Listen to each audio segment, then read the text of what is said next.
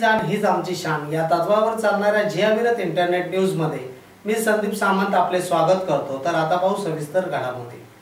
बारकुबाई निवासातील बेघर कुटुंबियांना न्याय देण्यासाठी मनसेचा पुढाकार। डोंबिवली पश्चिमेकडील विजय सोसायटी येथील 15 दिवसापूर्वी बारकुबाई स्मृती इमारतीच्या टेरेसचा एक भाग कोसळल्याने चाळीत राहणारी एक महिला गंभीर जखमी झाली होती।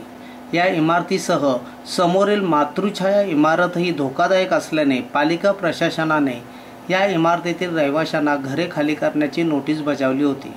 मात्र आपला संसार उघड्यावर पडणार या भीतीने येथील रहिवाशांनी इमारतीखाली ठिय्या आंदोलन करीत टाहो फोडला होता। घरमालकाने हमीपत्र दिल्याशिवाय आंदोलन सुरूच राहणार असे यावेळी येथील रहिवाशांनी सांगितले। त्यामुळे काही वेळ वातावरण तापले होते। या रहिवाशांच्या हक्काकरिता मनसेचे जिल्हाध्यक्ष प्रमोद पाटील उर्फ राजू पाटील, शहराध्यक्ष राजेश कदम, गटनेते सुदेश चुडनाईक, उपशहर अध्यक्ष तथा माजी नगरसेवक प्रकाश भोईर, महाराष्ट्र नवनिर्माण विद्यार्थी सेनेचे डोंबिवली अध्यक्ष समीर पालांडे, नगरसेवक मनोज गरद, विभाग अध्यक्ष सुभाष कदम, उपविभाग अध्यक्ष संदीप उर्फ रमा मात्रे, महिला अध्यक्षा निलिमा भोईर आदींनी पालिका प्रभाग क्षेत्र अधिकारी परशुराम कुमावत यांची भेट घेतली। बेघर रहिवाशांना जोवर त्यांच्या हक्काची घरे मिळत नाहीत तोपर्यंत मनसे त्यांच्या पाठीशी उभी राहील असे आश्वासन रहिवाशांना यावेळी देण्यात आले। किल्लारी मराठी चित्रपट 21 ऑगस्ट रोजी प्रदर्शित होणार असून डोंबिवलीत चित्रपटाचे प्रमोशन करण्यात आले। हिंदी चित्रपटाबरोबरच मराठी चित्रपट सृष्टीनेही सुपरहिट चित्रपटांची वाढ धरली आहे। लवकरच संपूर्ण महाराष्ट्रात किल्लारी हा मराठी चित्रपट 21 ऑगस्ट या दिवशी प्रदर्शित होणार आहे।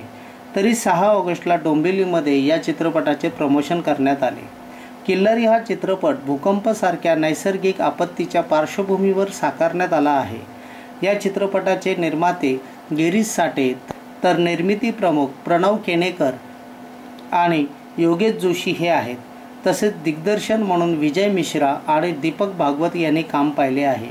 त्याचप्रमाणे सई तामणकर, जॅकी श्रॉफ, पंकज विष्णू, श्रीकांत मोगे हे मुख्य भूमिकेत दिसणार आहेत। या चित्रपटाच्या निमित्ताने एक वेगळ्या शैलीतीलच चित्रपट प्रेक्षकांना पाहायला मिळणार असल्याचे निर्माते गिरीश साठे यांनी पत्रकारांशी बोलताना सांगितले। कल्याण डोंबिवलीत काँग्रेसचे अस्तित्व धोक्यात। कल्याण डोंबिवली महापालिकेच्या निवडणुका तोंडावर आल्या असून सर्व पक्षांनी आपले पक्ष मजबूत करण्यासाठी तोडा फोडा आणि राज्य करा या नीतीचा अवलंब केला आहे। भाजपा आणि शिवसेनेची हवा असल्याने इतर पक्षांचे नगरसेवक आणि कार्यकर्ते पक्षात प्रवेश करण्यासाठी रांगेत उभे आहेत।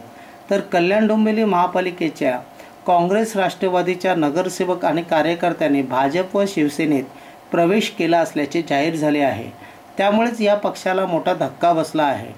दरम्यान राष्ट्रवादी काँग्रेसकडे निवडणुकीसाठी तोडीचा उमेदवार नसल्याची ही चर्चा सर्वत्र होत आहे। त्यामुळे कल्याण डोंबिवली महापालिकेची निवडणूक ही राष्ट्रवादी आणि काँग्रेससाठी अस्तित्वाची लढाई असणार आहे। तर याच होत्या आजच्या सविस्तर घडामोडी। नमस्कार।